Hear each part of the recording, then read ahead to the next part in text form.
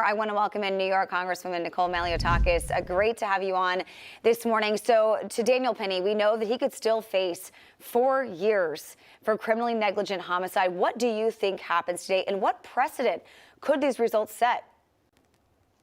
Well, it is very tragic to watch this entire trial. As a matter of fact, look, Jordan Neely was a man who was homeless. He had 40 arrests. He was lost in this system of New York City where they don't treat mentally ill individuals and they don't keep people who commit crimes behind bars. Instead, he was released onto the streets.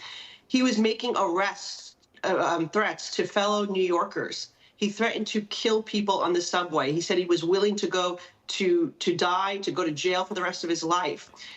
Here comes a Marine who steps in and wants to protect his fellow passengers, thinking that this was a real threat. It was a real threat. And he took action. And sadly, Jordan Neely died in this action that was taken. But was it an intent to kill him? I don't believe so. I don't think the majority of Americans believe so.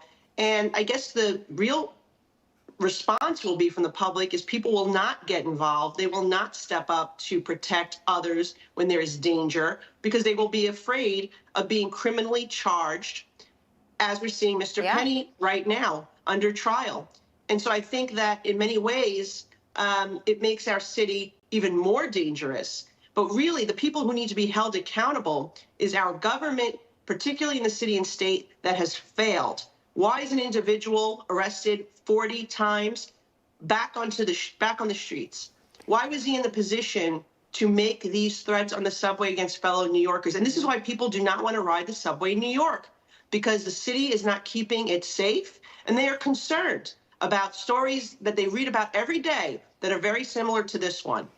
And everyone knows about this trial now, whether you live in New York or not. A lot of people come to New York for vacation. A lot of people visit New York.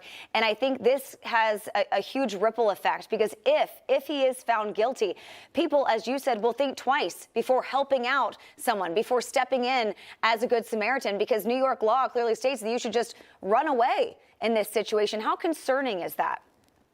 It's very concerning, and it is very similar to the deli owner in Manhattan who was also charged for defending his store and defending himself. This is the same district attorney, Alvin Bragg, that we're dealing with here. And it seems that people who take matters into their own hands to try to protect themselves, their property, their livelihood, their business, their fellow New Yorkers are the ones who are on the stand in these high-profile trials.